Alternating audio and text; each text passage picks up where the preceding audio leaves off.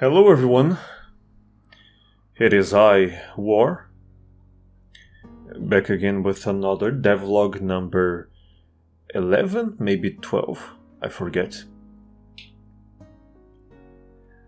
This time I'm going to talk about a bit of shaders and VFX, because in this week I mostly focused on trying to get a cleaner and more interesting look to the shadows, so they don't just feel like grayed out versions of the main character. It's better to preface this with, I am not very versed in creating shaders. I used to create a lot of particles, but I didn't mess with shaders that much, and so this was a first for me, and I really wanted to understand how they worked. I didn't want to just, get something off the internet and throw it on without knowing what it did or how to understand it. So I tried to create things my own, and I think it turned out cool. It could be better, but that's just my current skill level, so maybe in the future I can get better into my next game or the next one after that.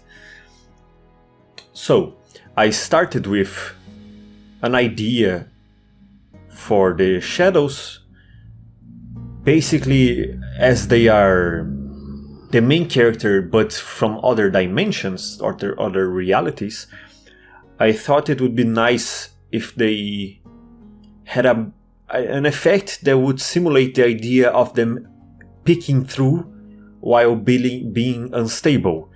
So my first idea was actually to have them being made out of like smoke, a smoke-like effect, while only being rendered inside the smoke. So it would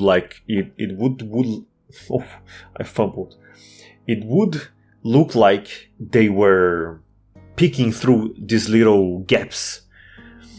But that one was a bit out of my reach, my current skill level, so I decided to start a little bit lower while still keeping to the original idea. So as you can see, the smoke effect is still there. The shader is different for the recorder and the shadow, so it's easier for the player to understand which one he's controlling.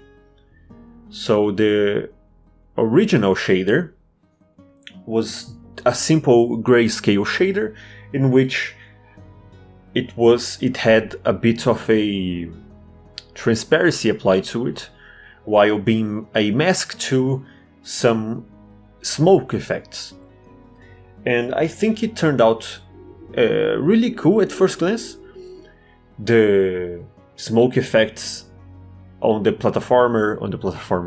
recorder are a bit sparsed out, while on the shadow there is a lot more, while the shadow is completely transparent and the recorder isn't, so it's very easy to distinguish the two.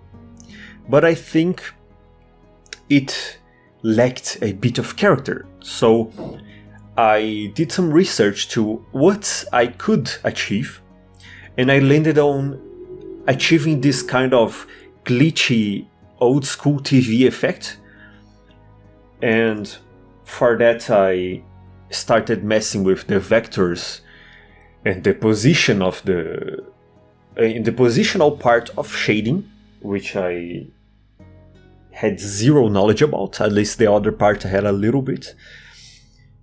And I made it, and I applied it to the characters and the smoke effects, and I think it turned out alright. Not my biggest work yet, but I felt it was a bit too exaggerated and messing with all the variables that I created wouldn't lead to a better product. So I decided to scrap this idea of using the positional vertex. And then I had a bit of a enlightening moment, which I asked myself, why was I using the vector positions to create this wobbling effect when I could just change the color positions? And it was a big facepalm moment, because that's what I should have been doing from the beginning. And so I did that, and the effect turned out way better than it was before, because before, if you take a close look, you can see that there are actually very few vectors in the original sprite, which means the sprite moves from side to side too much. Like the parts of the sprite that move are too big. While if I put the same effect, but on the color channel, I can actually tweak how much of the sprite I can get.